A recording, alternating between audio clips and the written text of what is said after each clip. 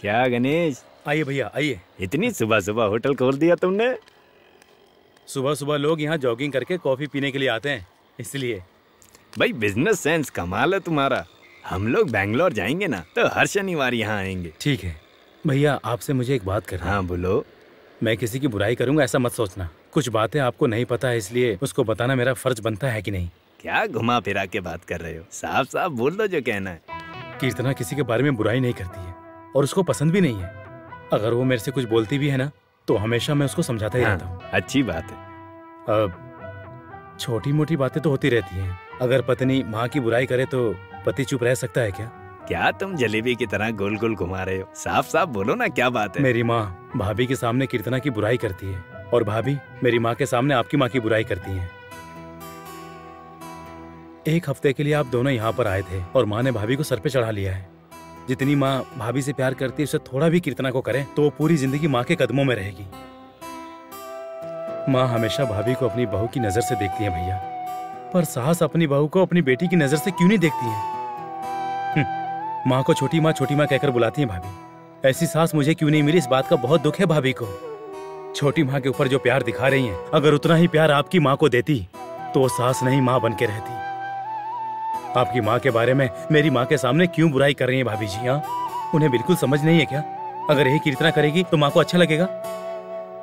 कीर्तना किसी का बुरा नहीं चाहती, बाकी सब लोग रिश्ते तोड़ने की बात करते हैं। आप ही बताइए गलत है कि नहीं? इतने सालों बाद हम लोग यहाँ आए और आते ही तुम्हारे परिवार में लड़ाई करा दी। अरे नहीं, मेरा ये कहने का मतलब नहीं था। माँ सोच रही है कि कीर्तना बहुत तकलीफ दे रही है उसे। अगर माँ उसे प्यार करे तो तकलीफ क्यों आएगी? ये सब बातें भाभी से मत कहना भैया।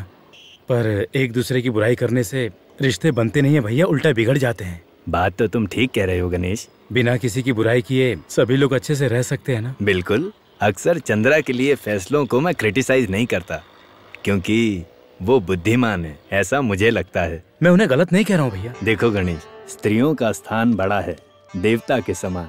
मैं मना नहीं कर रहा, लेकिन फिर चाहे माँ हो या पत्नी ही क्यों ना हो, अधिकार किसी के हाथ में भी दोगे तो वो नचाएगी ही। अधिकार उनके हाथ में आ जाए तो घमंड में वो घर के सभी लोगों को गुलाम बना लेती हैं। फिर तो अराजकता फैलनी ही है ना। ये बात घर और देश पर लागू होती है। उन्हें गुलाम बनाओ ऐसा मैं नहीं कह रहा, लेकिन उनकी लगाम हमारे हाथ में होनी चाहिए।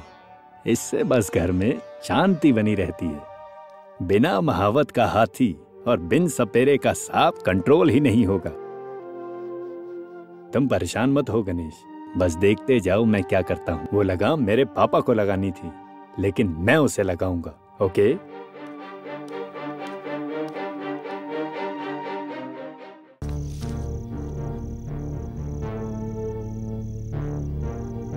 चंद्रा, अपना सारा सामान पैक कर लिया ना? क्यों जी, हम लोग तो रात में निकल रहे हैं ना। हाँ, अभी हम मंडी पास जा रहे हैं। मैं नहीं जाऊंगी, आप जाकर आ जाइए। देखो वो क्लोज फ्रेंड है, तुम्हें भी साथ आने को बोला है, तुम्हें चलना पड़ेगा। ये हमेशा से ऐसे ही है छोटी माँ, जहाँ भी जाएंगे मुझे इनके साथ ही जाना पड़ेगा, वरना इनका कोई काम नहीं बनता। इसीलिए तो तुम्हारी इनसे शादी करवाई। और एक बात और, हम लोग बैंगलोर से सीधा गांव जाएंगे, यहाँ वापस नहीं आ रहे। ये क्या? रिटर्न टिकट तो आपने यहाँ से बुक की थी। वो कैंसिल करा देंगे।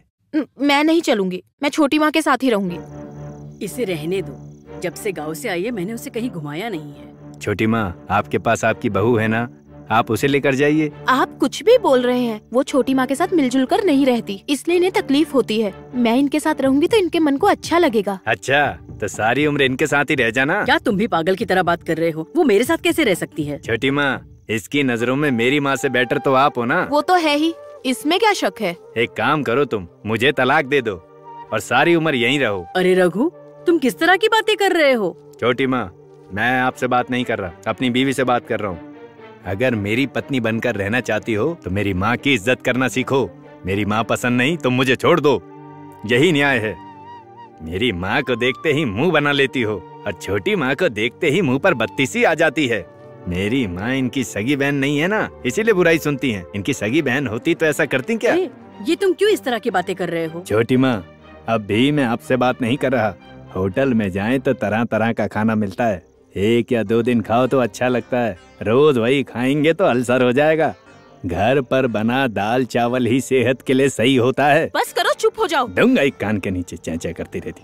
घर पर कलेश करके मन नहीं भरा, जो अब यहाँ आकर आग लगा रही है? तू कुछ दिन और यहाँ रह गई तो ये परिवार तहस नहस हो जाएगा। छोटी माँ, साफ साफ बोल रहा हूँ, अपने कपड़े ठीक से तो इससे धोए नहीं जाते और यहाँ आकर दूसरों के कपड़ों को साबुन लगा रही है। दूर के धूल सुहाने ही लगते हैं, पास जाकर देखो तो हकीकत पता चलती है। मेरी बात सुनिए, आपकी बहू ना साक्षात देवी है, प्यार से रखेंगी तो घर बसा रहेगा। क्या देख रही हो तुम? समझ नहीं आ रहा? चलो चल के जल्दी सामान बांधो, चलो।